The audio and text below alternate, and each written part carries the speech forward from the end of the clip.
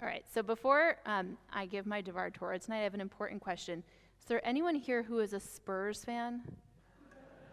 Anyone? Sam? Okay, I'm so sorry. Okay, I'm like a little bit sorry. I hope that you will still be able to hear the message of my Devar Torah and, see past all the things around it. Okay, I believe in you. All right.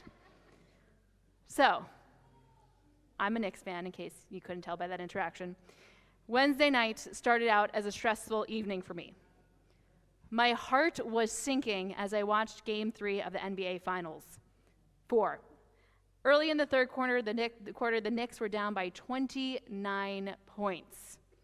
Victory seemed impossible. The prospect of losing a second straight game at home and heading to San Antonio with the series tied felt devastating. But I have watched this team all season. I've seen them come back from impossible situations. I've seen the trust that they have in one another, the resilience they bring, and perhaps most importantly, the absolutely impeccable vibes that are just everywhere on this team. Slowly, they started chipping away at the lead. When the deficit dropped below 15, I allowed myself to feel something dangerous. Hope. Not a lot, just a glimmer. Maybe this game wasn't over yet.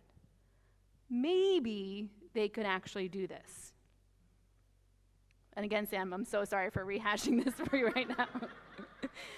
With a minute and 22 left in the game, Jalen Brunson gave the Knicks their first lead of the night. And when the clock finally hit 0 and the scoreboard read 107-106, I sat in disbelief. We had just witnessed one of the greatest comebacks in finals history. After the game, they were interviewing Jalen Brunson, who, by the way, I'm contractually obligated to remind you that he is married to a woman who is Jewish. And not only that, but she's a doctor. Just wonderful. I know. But in the interview, he was asked how this happened. And his answer was simple. Believe. Believing in each other, believing in the process. Believe. That word sits at the heart of this week's Torah portion as well. In Sh'lach Lecha, Moses sends 12 scouts into the land of Canaan, as student Rabbi Jacob shared with us. They all see the same thing. A land flowing with milk and honey, fertile fields, abundant produce, but also fortified cities and powerful inhabitants. 10 of the scouts return terrified. Yes, the land is good, they say, but there are giants there. We don't stand a chance. We are like grasshoppers to them. Shut it down, turn it around, we're going back to Egypt. The challenge before them feels so overwhelming that they cannot even imagine success. But Caleb and Joshua see the exact same reality and reach an entirely different conclusion. Yes, there are giants. Yes, there are obstacles. Yes, the road ahead will be difficult. But we can do this. They believe in God. They believe in the people. They believe in the future.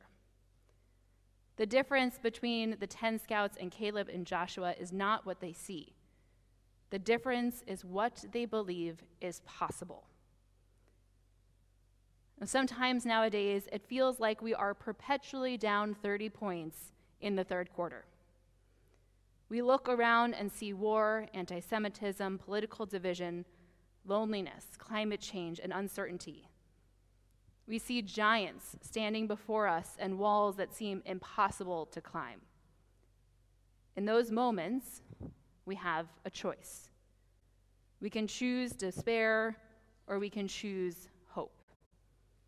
Not because hope guarantees success, not because hope magically changes reality, but because hope is what gives us the courage to keep moving forward. It reminds me of a line from the TV show The Good Place. In one moment, Janet says to Eleanor, "There was a moment on earth when all hope was lost, and I watched you have hope anyway.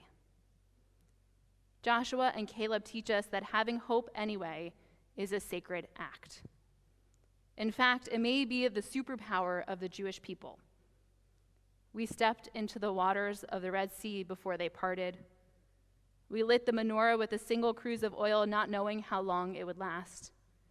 We built a Jewish state just 3 years after the Holocaust, daring to imagine a future when the wounds of the past were still unbearably fresh.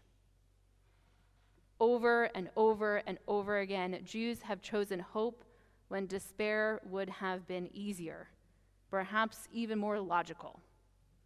And because they did, we are here.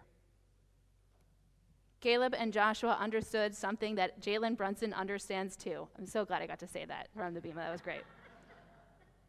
Belief does not guarantee victory. But without belief, we've already lost. Hope is what allows us to take the next step into the sea before it parts. Hope is what allows us to light the menorah when there isn't enough oil. Hope is what allows us to build a future when all we can see is loss. And for thousands of years, that has been our superpower. May we always remember that we have the courage of Joshua and Caleb running through our veins. May we refuse to surrender to cynicism when the challenges before us seem overwhelming.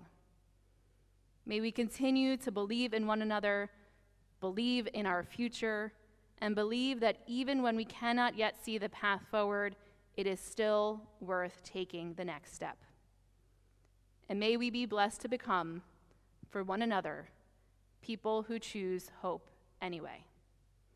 Shabbat Shalom. Go Knicks.